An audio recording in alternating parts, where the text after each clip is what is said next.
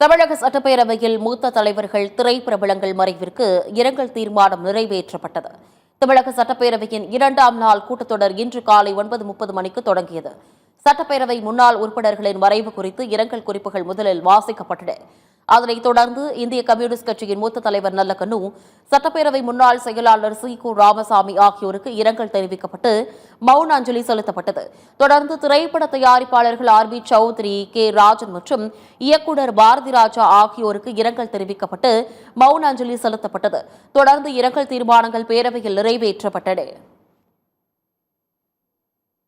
சுதந்திர போராட்ட வீரரும் இந்திய கம்யூனிஸ்ட் கட்சியின் முதுபெரும் தலைவருமான தோழர் திரு நல்லக்கண்ணு ஐயா அவர்கள் 25/2/2026 அன்று மறைவுற்ற செய்தி அறிந்து இப்பேரவை அதிர்ச்சியும் ஆற்றொணா துயரமும் கொள்கிறது.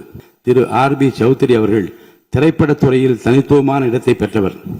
அன்னாரது மறைவால் அவரை இழந்து வாடும் அவரது குடும்பத்தினருக்கும் திரைப்படத்துறையினர் உள்ளிட்ட அனைவருக்கும் இப்பேரவை தனது ஆழ்ந்த இரங்கலையும் அனுதாபத்தினையும் தெரிவித்துக் கொள்கிறது.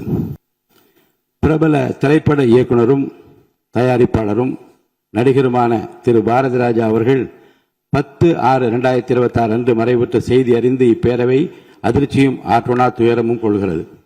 என் இனிய தமிழ் மக்களே என்னும் காந்த குரலுக்கு சொந்தக்காரரான இயக்குனர் இமயம் என்று அனைவராலும் அன்போடு அழைக்கப்பெற்ற திரு பாரதி ராஜா அவர்கள் திரைப்படங்களை தாண்டி அவர் தமிழ் மொழியை நேசித்ததும் தமிழர் மீது கொண்டிருந்த மாறா பற்றினையும் நாம் என்றென்றும் நினைவு கூற வேண்டும். அவரது மறைவு தமிழ் திரைத்துறைக்கு மட்டுமின்றி இந்திய திரைத்துறைக்கும் பேரிழப்பாகும். திரைத்துறைக்கு அவர் ஆற்றிய அளப்பெரும் பங்களிப்பிற்காக உயரிய விருதான பத்மஸ்ரீ உள்ளிட்ட பல்வேறு விருதுகளை பெற்ற பெருமைக்குரியவர் ஆவார்.